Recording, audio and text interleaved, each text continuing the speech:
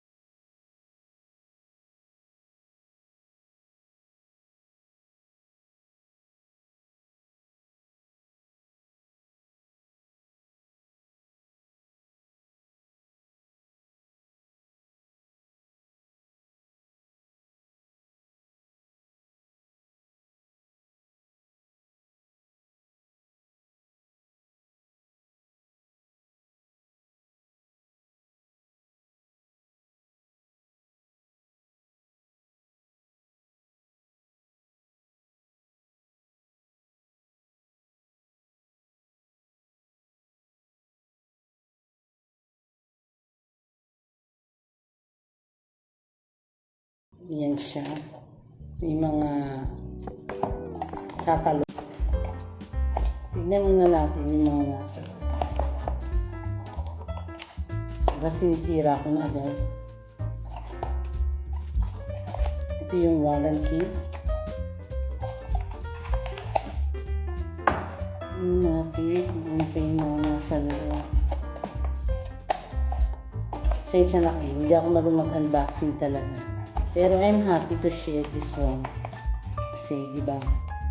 Sa blessing.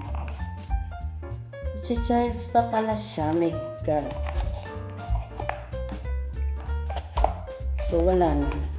Ngayon, tignan natin paano siya i-charge. Yung tanong, kasya pa sa akin. Parang ang liit niya. I don't know how to charge. Dito. Dito mo siya charge. Wait.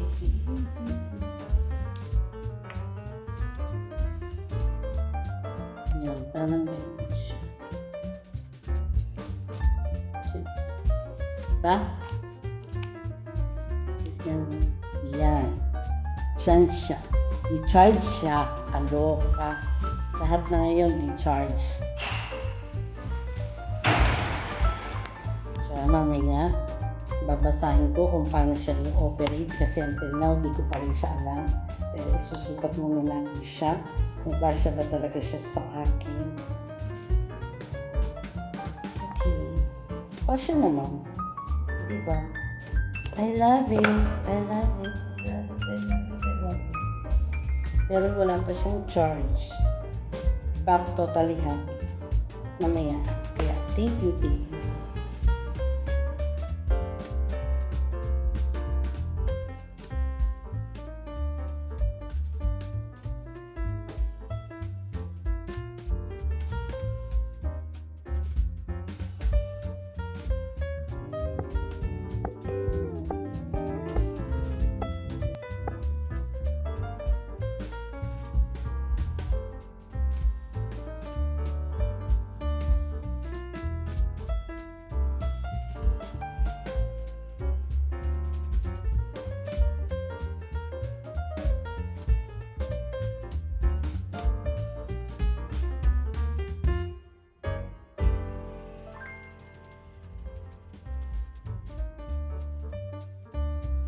sakura ko.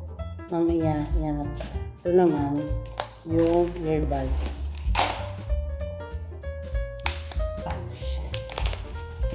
Nung una, nung nagkaroon ako ng ganito, talagang as in, hindi ko siya alam i-operate.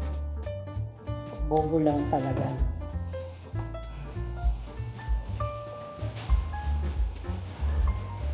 Kaya, nagtanong ako sa isang kaibigan, paano siya patakbuhin.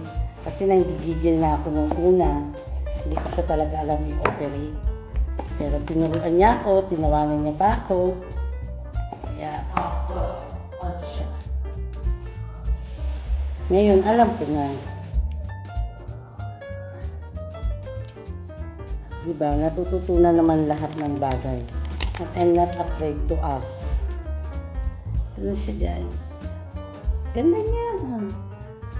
Yan. Lalo ako mabibinig. My God. Ano ba yung mga lasa loob niya? Tingnan natin.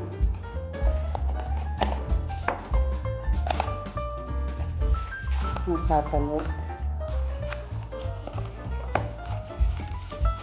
Talog niya.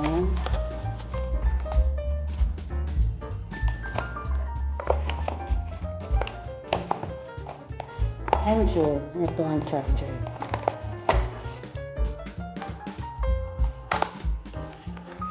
Yan ang charger niya. And there is extra dito. That's it.